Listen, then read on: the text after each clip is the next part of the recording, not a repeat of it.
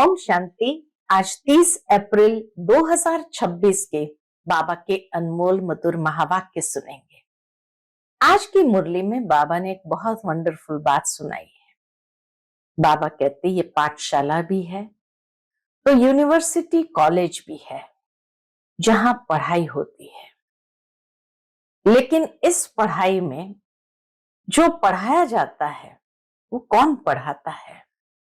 क्या बाप पढ़ाते हैं, टीचर पढ़ाते हैं या कोई और पढ़ाते हैं?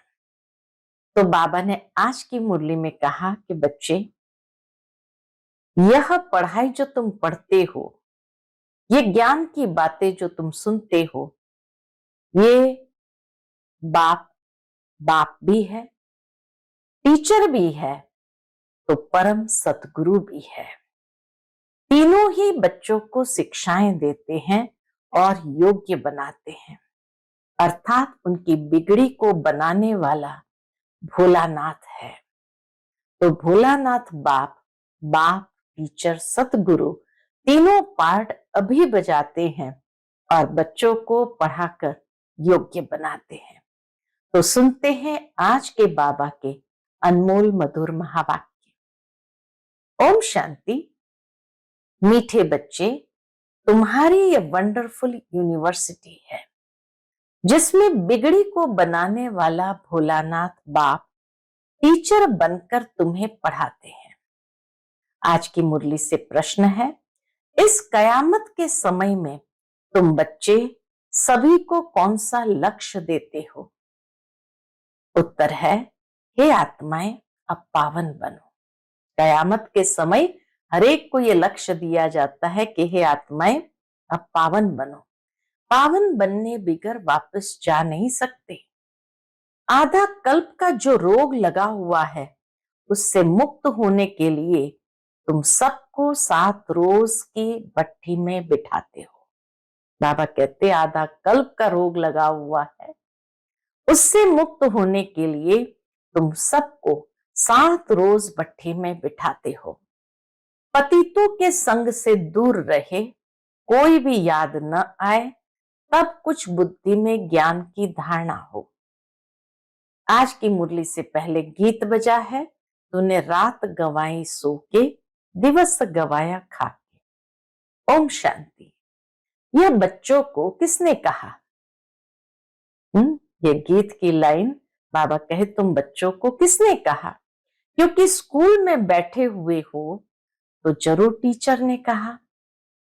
प्रश्न उठता है, ये टीचर ने कहा, बाप ने कहा व सतगुरु ने कहा कि तूने रात गवाई सो के, दिवस गवाया खा के। यह वर्जन्स किसने कहे? मुरली जो सुनते हैं तो प्रश्न उठता है, ये वर्जन्स किसने कहे? बच्चों को बुद्धि में पहले पहले ये आना चाहिए, हमारा बेहद का बाप है जिसको परमपिता परमात्मा कहा जाता है। तो बाप ने भी कहा, शिक्षक ने भी कहा, तो साथ साथ सतगुरु ने भी कहा, यह तुम्हारी बुद्धि में है। जो स्टूडेंट है और कॉलेज व यूनिवर्सिटी में टीचर पढ़ाते हैं, उनको कोई फादर व गुरु नहीं कहेंगे। यह है भी पाठशाला, फिर यूनिवर्सिटी कहो व कॉलेज कहो, है तो पढ़ाई ना। यहां अंधश्रद्धा की तो बात नहीं है, तो पढ़ाई। पहले पहले ये समझना है, पाठशाला में हमको कौन पढ़ाते हैं। बच्चे जानते हैं वह निराकार जो सभी आत्माओं का बाप है, सर्व का सदगति दाता है, वह हमको पढ़ा रहे हैं।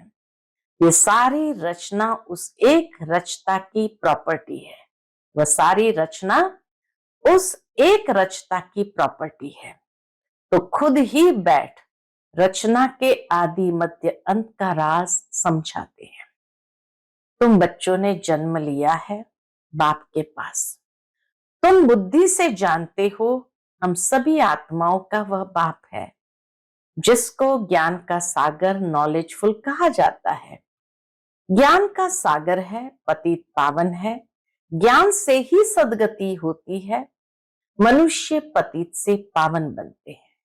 ज्ञान से ही सदगति होती है और ज्ञान से ही पतित से पावन बनते हैं। अब तुम बच्चे यहाँ बैठे हो और कोई स्कूल में किसको बुद्धि में नहीं रहता कि हमको ज्ञान का सागर निराकार बाप पढ़ा रहे हैं। बाबा कहते दूसरी जो भी स्कूल आदि है उसमें किसी की बुद्धि में ये नहीं रहता कि हमको ज्ञान का सागर निराकार बाप पढ़ा रहे हैं। ये यहाँ ही तुम जानते हो, तुमको ही समझाया जाता है। खास भारत और आम सारी दुनिया में ऐसे कोई भी नहीं समझेंगे कि हमको निराकार परमात्मा पढ़ाते हैं। उनको पढ़ाने वाले है ही मनुष्य टीचर। दुनिया की स्कूल में पढ़ाने वाले हैं मनुष्य टीचर, और फिर ऐसा भी ज्ञान नहीं है जो समझे कि हम आत्मा है। न वो समझते हैं कि निराकार परमात्मा हमको पढ़ा रहे हैं जो ज्ञान का सागर है, और न खुद को आत्मा समझते हैं।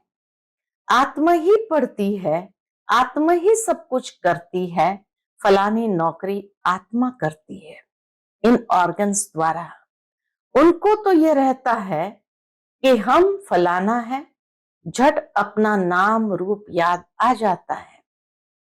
हम यह करते हैं, हम ऐसे करते हैं, शरीर का नाम ही याद आ जाता है, परंतु वह रॉन्ग है। शारीरिक नाम रूप याद आ जाना तो वह है रॉन्ग। हम तो पहले आत्मा है ना, पीछे यह शरीर लिया है। शरीर का नाम बदलता रहता है, आत्मा का नाम तो नहीं बदलता। आत्मा तो एक ही है। बाप ने कहा है मुझ आत्मा का एक ही नाम शिव है। ये सारी दुनिया जानती है। बाकी इतने सब नाम शरीरों पर रखे जाते हैं। शिव बाबा को तो शिव ही कहते हैं, बस उनका कोई शरीर नहीं दिखाई पड़ता है। मनुष्य के ऊपर नाम पड़ता है, मैं फलाना हूं, हमको फलाना टीचर पढ़ा रहे हैं। नाम लेंगे ना, वास्तव में आत्मा शरीर के द्वारा टीचर का काम करती है। पूरा सच ये है कि वास्तव में आत्मा शरीर के द्वारा टीचर का काम करती है, उनकी आत्मा को पढ़ाती है। संस्कार आत्मा में होते हैं, ऑर्गन्स द्वारा पढ़ाती है, पाठ बजाती है संस्कार अनुसार। ऑर्गन्स द्वारा पढ़ाती है, जो भी आत्मा टीचर बन करके स्कूल में पढ़ाते हैं तो ऑर्गन्स द्वारा पढ़ाते हैं, पाठ बजाते हैं संस्कार अनुसार।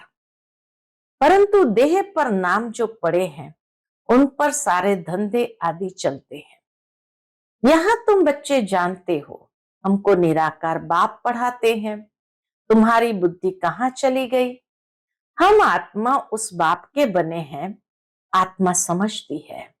निराकार फादर हमको आकर इस साकार द्वारा पढ़ाते हैं। उनका नाम है शिव। शिव जयंती भी मनाते हैं। शिव तो है बेहद का बाप, उनको ही परमपिता परमात्मा कहा जाता है। वह सभी आत्माओं का बाप है। अब उनकी जयंती कैसे मनाते हैं? आत्मा शरीर में प्रवेश करती है, वह गर्भ में आती है, ऊपर से आती है, ये किसको मालूम नहीं पड़ता। क्राइस्ट को धर्म स्थापक कहते हैं। उनकी आत्मा पहले पहले ऊपर से आनी चाहिए। सतो प्रधान आत्मा आती है, कोई भी विकर्म किया हुआ नहीं है। जो आत्मा परमधाम से नीचे सतो प्रधान अवस्था में आती है धर्म स्थापन करने, उन्होंने पहले कोई भी विकर्म किया हुआ नहीं है। पहले सतो प्रधान, फिर सतो रजो तमो में आते हैं, तब विकर्म होते हैं। पहले आत्मा जो आएगी सतो प्रधान होने कारण कोई दुख नहीं भोग सकती। आधा टाइम जब पूरा होता है तब विकर्म करने लगती है। आज से 5000 वर्ष पहले बरोबर सूर्यवंशी राज्य था और सब धर्म बाद में आए हैं। भारतवासी विश्व के मालिक थे। भारत को अविनाशी खंड कहा जाता है और कोई खंड नहीं था। तो शिव बाबा है बिगड़ी को बनाने वाला। भोलानाथ शिव को कहा जाता है। महिमा सिर्फ एक शिव की है जो बिगड़ी को बनाते हैं। कहते हैं कैसे बनाते हैं बिगड़ी को? तो कहते हैं शिव बाबा, मैं साधारण बूढ़े तन में आता हूं। इसने 84 जन्म पूरे किए। अब खेल पूरा हुआ। ये पुराना चोला, पुराने संबंध भी खलास हो जाने वाले हैं। ये पुराना चोला, पुराने संबंध भी खलास हो जाने वाले हैं। अब किसको याद करे? खत्म होने वाली चीज को याद नहीं किया जाता है। नया मकान बनता है तो फिर पुराने से दिल हट जाती है। यह फिर है बेहद की बात। सर्व की सदगति होती है, अर्थात रावण के राज्य से सबको छुटकारा मिलता है। रावण ने सबको बिगाड़ दिया है। भारत बिल्कुल ही कंगाल भ्रष्टाचारी है। लोग भ्रष्टाचार समझते हैं इसको। लोग समझते भ्रष्टाचार माना करप्शन, एडल्ट्रेशन को। करप्शन यानी जैसे हेरा फेरी करना, किसी को धोखा देना। तो लोग भ्रष्टाचार समझते हैं करप्शन, एडल्ट्रेशन को, चोरी ठगी को। परंतु बाप कहते हैं पहला भ्रष्टाचार है मूर्ख पलिती बनना, पतित बनना। शरीर विकार से पैदा होता है, इसलिए इसको विशेष वर्ल्ड कहा जाता है। सतयुग को वाइसलेस कहा जाता है। हम सतयुग में प्रवृत्ति मार्ग वाले देवी देवता थे। सतयुग में भी प्रवृत्ति मार्ग वाले देवी देवता थे। कहते हैं पवित्र होने से विकार बिगर बच्चे कैसे पैदा होंगे? बोलो, हम अपनी राजधानी बाहुबल से नहीं, योग बल से स्थापन करते हैं। तो क्या योग बल से बच्चे नहीं पैदा हो सकते? पूछो, योग बल से अगर राजधानी स्थापन हो सकती तो क्या योग बल से बच्चे नहीं पैदा हो सकते? जबकि है ही वाइसलेस वर्ल्ड, पवित्र गृहस्थ आश्रम, यथा राजा रानी, संपूर्ण निर्विकारी तथा प्रजा। यहां है संपूर्ण विकारी। सतयुग में विकार होते नहीं, उसको कहा जाता है ईश्वरीय राज्य। ईश्वर बाप का स्थापन किया हुआ। अभी तो है रावण राज्य। शिव बाबा की पूजा होती है जिसने स्वर्ग स्थापन किया। रावण जिसने नर्क बनाया उसको जलाते आते हैं। द्वापर कब शुरू हुआ यह भी किसको पता नहीं है। यह भी समझ की बात है। यह है ही तमो प्रधान आसुरी दुनिया, वह है ईश्वरीय दुनिया। यह है तमो प्रधान आसुरी दुनिया और वह है ईश्वरीय दुनिया। उसको स्वर्ग, दैवी पावन दुनिया कहा जाता है। यह है नरक, पतित दुनिया। यह बातें भी समझेंगे वही जो रोज पढ़ेंगे। रामा के ज्ञान को यथार्थ रीति समझेंगे वही जो रोज पढ़ेंगे।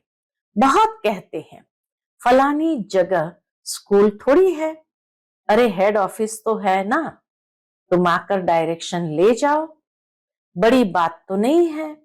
सृष्टि चक्र को सेकंड में समझाया जाता है। सतयुग त्रेता पास्ट हो गया, फिर द्वापर कलयुग यह भी पास्ट हुआ। अभी है संगम युग।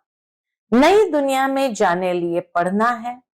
हर एक का हक है पढ़ना। बाबा कहते हर एक का हक है पढ़ना। कई बच्चे बाबा को क्या कहते? बाबा हम नौकरी करते हैं। तो बाबा क्या कहते हैं? अच्छा, एक हफ्ता ज्ञान ले फिर चले जाना, मुरली मिलती रहेगी। पहले 7 रोज भट्ठी में जरूर रहना है। भल 7 रोज आएंगे परंतु सबकी बुद्धि एक जैसे नहीं रहेगी। 7 रोज भट्ठी माना कोई की भी याद न आए। 7 रोज भट्ठी में रहना माना कोई की भी याद न आए, कोई से पत्र व्यवहार आदि भी न हो, सब एक जैसा तो समझ नहीं सकते। यहाँ पतितों को पावन बनाना है। ये पतितपना भी रोग है। बाबा कहते ये पतितपना भी रोग है। आधा कल्प के महारोगी मनुष्य है, उनको अलग बिठाना पड़े, कोई का भी संग न हो, बाहर जाएंगे उल्टा सुल्टा खाएंगे, पतित का हाथ का खाएंगे। सतयुग में देवताएं पावन है ना, उनके लिए देखो खास मंदिर बनते हैं, देवताओं को फिर पतित छू न सके। इस समय तो मनुष्य बिल्कुल पतित भ्रष्टाचारी है। शरीर विष से पैदा होता है, इसलिए इनको भ्रष्टाचारी कहा जाता है। बाप कहते हैं पहले पहले आत्मा को पवित्र होना है, फिर शरीर भी पवित्र चाहिए। इसलिए पुराने इम्प्योर शरीर सब विनाश हो जाने हैं, सबको वापस जाना है। यह है कयामत का समय, सबको पवित्र बन वापस जाना है। भारत में ही होली का मनाते हैं। यहाँ 5 तत्व के शरीर तमो प्रधान है। सतयुग में शरीर भी सतो प्रधान होते हैं। श्री कृष्ण का चित्र है ना, नरक को लात मारना होता है क्योंकि सतयुग में जाना है। मुर्दे को भी जब स्मशान में ले जाते हैं तो पहले मुंह शहर तरफ, पैर स्मशान तरफ करते हैं, फिर जब स्मशान के अंदर घुसते हैं तो मुंह स्मशान के तरफ कर देते और पैर को शहर के तरफ कर देते। अभी तुम स्वर्ग में जाते हो तो तुम्हारा मुंह उस तरफ हो, स्वर्ग के तरफ हो। शांति धाम और सुख धाम, पैर दुख धाम तरफ है। वह तो मुर्दे की बात है, यहां तो पुरुषार्थ करना होता है। जीते जी मरने का पुरुषार्थ करना होता है। स्वीट होम को याद करते करते तुम आत्माएं स्वीट होम में चली जाएंगी। यह है बुद्धि की प्रैक्टिस। ये बाप बैठ सब राज समझाते हैं। तुम जानते हो अभी हम आत्माओं को जाना है घर। यह पुराना चोला, पुरानी दुनिया है। नाटक पूरा हुआ माना 84 जन्म पाठ बजाया। नाटक पूरा हुआ माना 84 जन्म पाठ बजाया। यह भी समझाया है कि सब 84 जन्म नहीं लेते हैं, जो आते ही बाद में है और धर्म में जरूर उनके कम जन्म होंगे। इस्लामी से बौद्धियों का कम, क्रिश्चियन के उनसे भी कम। क्राइस्ट के 2000 वर्ष होंगे तो उनके कितने जन्म होंगे? आधा से भी कम हो जाएंगे, आधा से भी कम हो जाएंगे। हिसाब है ना, इसमें कोई कितने एक्यूरेट नहीं कह सकते। बाबा कहते एक्यूरेट क्या है वो नहीं कह सकते। इन बातों में डिबेट करने में जास्ती टाइम वेस्ट नहीं करना है। तुम्हारा काम है बाप को याद करना। फालतू बातों में बुद्धि नहीं जानी चाहिए। बाप से योग लगाना, चक्र को जानना, बाकी पाप नष्ट होंगे याद से। इसमें ही मेहनत है। इसीलिए भारत का प्राचीन योग कहते हैं, जो बाप ही सिखाते हैं। सतयुग त्रेता में तो योग की बात ही नहीं। फिर भक्ति मार्ग में हठ योग शुरू होता है। यह है सहज राज योग। बाप कहते मुझे याद करने से पावन बनेंगे। मूल बात याद की है, कोई भी पाप नहीं करना है। देवी देवताओं के मंदिर है क्योंकि पावन है। पुजारी लोग तो पतित है। पावन देवताओं को स्नान आदि कराते हैं। वास्तव में पतित का हाथ भी नहीं लगना चाहिए। पावन देवताओं को स्नान कराते हुए पतित का हाथ भी नहीं लगना चाहिए उन मूर्तियों को। बाबा मूर्तियों के लिए भी कहते कि कोई पतित का हाथ नहीं लगना चाहिए। ये सब है भक्ति मार्ग की रस्म रिवाज। अभी तो हम पावन बन रहे हैं, पवित्र बन जाएंगे तो फिर देवता बन जाएंगे। वहां तो पूजा आदि की दरकार नहीं रहती है। सर्व का सदगति दाता है ही एक बाप, उनको ही भोलानाथ कहते हैं। मैं आता हूं पतित दुनिया, पतित शरीर में, पुराने रावण राज्य में। हाँ, कोई के भी तन में प्रवेश कर मुरली चला सकते हैं। बाबा कोई के भी तन में प्रवेश कर मुरली चला सकते हैं। इसका मतलब ये नहीं कि सर्वव्यापी है, हर एक में तो अपनी अपनी आत्मा है। फॉर्म में भी लिखवाया जाता है तुम्हारी आत्मा का बाप कौन है, परंतु समझते नहीं है। आत्माओं का बाप तो एक ही होगा। हम सब ब्रदर्स हैं, फादर एक है। उनसे वर्षा मिलता है जीवन मुक्ति का, वही लिबरेटर गाइड है।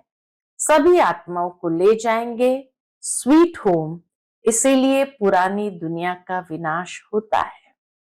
होली का होती है ना, शरीर सब खत्म हो जाएंगे, बाकी आत्माएं सब वापस चली जाएंगी। सतयुग में तो फिर बहुत थोड़े होंगे। समझना चाहिए कि स्वर्ग की स्थापना कौन कराते हैं, कलयुग का विनाश कौन कराते हैं। सो तो क्लियर लिखा हुआ है। कहते हैं मिठरा गुर तो गुराए, अर्थात भाव है प्यार करो तो प्यार मिलेगा। मिठरा गुर तो गुराई, अर्थात प्यार करो तो प्यार मिलेगा। बाप कहते हैं जो मेरे अर्थ बहुत सर्विस करते हैं, मनुष्य को देवता बनाने की, वह जास्ती प्यारे लगते हैं। बाबा को भी वो आत्माएं जास्ती प्यारे लगते हैं। जो पुरुषार्थ करेंगे वही उच्च वर्षा पाएंगे। वर्षा आत्माओं को पाना है परमात्मा बाप से। आत्म अभिमानी बनना पड़े, कहीं बहुत भूले भी करते हैं। पुरानी आदतें पक्की हो गई है तो कितना भी समझाओ वो छूटती नहीं है। उससे अपना ही पद कम कर लेते हैं, उससे अपना ही पद कम कर देते हैं। पुरानी आदतों के आधार पर कर्म करते रहे, पद कम हो जाएगा। अच्छा, मीठे मीठे सिकिलदे बच्चों प्रति माता पिता बाप दादा का याद प्यार और गुड मॉर्निंग। रूहानी बाप की रूहानी बच्चों को नमस्ते। हम सब रूहानी बच्चों की रूहानी माता पिता बाप दादा को याद प्यार, गुड मॉर्निंग और नमस्ते। नमस्ते, शुक्रिया बाबा, शुक्रिया। आज की मुरली से धारणा के लिए मुख्य सार है। पहली पॉइंट, किसी भी बात की डिबेट में अपना टाइम वेस्ट नहीं करना है। व्यर्थ की बातों में बुद्धि जास्ती न जाए। जितना हो सके याद की यात्रा से विकर्म विनाश करने हैं। आत्म अभिमानी रहने की आदत डालनी है। इस पुरानी दुनिया से अपना मुंह फेर लेना है। शांति धाम और सुख धाम को याद करना है। नया मकान बन रहा है तो पुराने से दिल हटा लेने हैं। आज का बाप दादा का मधुर वरदान हम बच्चों के प्रति है। ईश्वरीय कुल की स्मृति द्वारा माया का सामना करने वाले सदा समर्थ स्वरूप भव। ईश्वरीय कुल की स्मृति द्वारा माया का सामना करने वाले सदा समर्थ स्वरूप भव। किसी भी कार्य में सफलता प्राप्त करनी है तो पहले स्मृति द्वारा समर्थी स्वरूप बनो। समर्थी आने से माया का सामना करना सहज हो जाएगा। जैसी स्मृति होती है वैसा स्वरूप बन जाता है। इसलिए सदा पावरफुल स्मृति रहे कि जब तक ये ईश्वरीय जन्म है तब तक हर सेकंड, हर संकल्प, हर कार्य ईश्वरीय सेवा पर हो। हमारा ये ईश्वरीय कुल है। यह स्मृति की सीट सर्व कमजोरियों को समाप्त कर देंगी। आज का स्लोगन है सत्य समय प्रमाण स्वयं सिद्ध होता है, उसे सिद्ध करने की आवश्यकता नहीं। सत्य समय प्रमाण स्वयं सिद्ध होता है, उसे सिद्ध करने की आवश्यकता नहीं। आज का व्यक्त इशारा है महान बनने के लिए मधुरता और नम्रता का गुण धारण करो। उसके अंतर्गत बाबा कहते, मेजॉरिटी के सामने सर्विस में बाधा डालने वाला मुख्य विघ्न आता है। मैंने यह कहा, मैं ही यह कर सकता हूं। यह मैंपन आना, इसको ही कहा जाता है ज्ञान का अभिमान, बुद्धि का अभिमान, सर्विस का अभिमान। इन रूपों में ही विघ्न आते हैं। इस प्रकार के विघ्नों को समाप्त करने के लिए सदा एक शब्द याद रखना है, मैं निमित्त हूं। निमित्त बनने से ही निराकारी, निरहंकारी और नम्र चित्त निसंकल्प अवस्था में रह सकते हैं। यही धारणाएं वायुमंडल को निर्विघ्न बना देती है। यही धारणाएं वायुमंडल को निर्विघ्न बना देती है। अच्छा, ओम शांति।